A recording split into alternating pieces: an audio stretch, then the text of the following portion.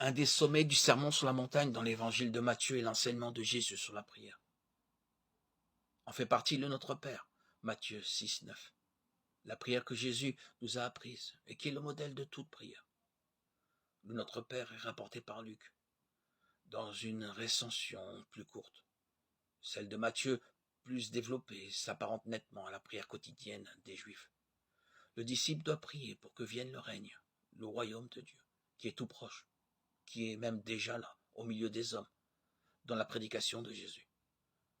La prière que Jésus nous a apprise dépasse toute autre forme de prière ou de supplication et ne consiste pas à débiter un flot de paroles, ni à nous infliger un pensum. Elle nous apprend à nous situer en vérité devant Dieu le Père. On ne peut la concevoir comme une transaction ou un marchandage. Je te donne cela, tu me donnes en échange l'équivalent, et si possible davantage. On ne peut ainsi abuser de Dieu en faisant de lui le moyen de satisfaire nos caprices.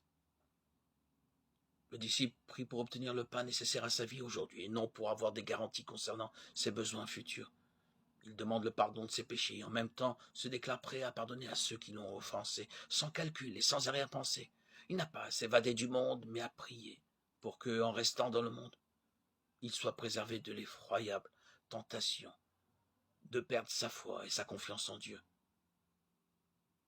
Il demande enfin d'être délivré du mal, du malin. Celui qui, se conformant au conseil de Jésus, prie pour que vienne le règne de Dieu, se soumet déjà, par le fait même, à ce règne et se dispose à témoigner dans sa vie de cette royauté de Dieu sur ce monde qui est le sien. Il a conscience des dangers qu'il court, mais il sait aussi que la force de Dieu le soutiendra.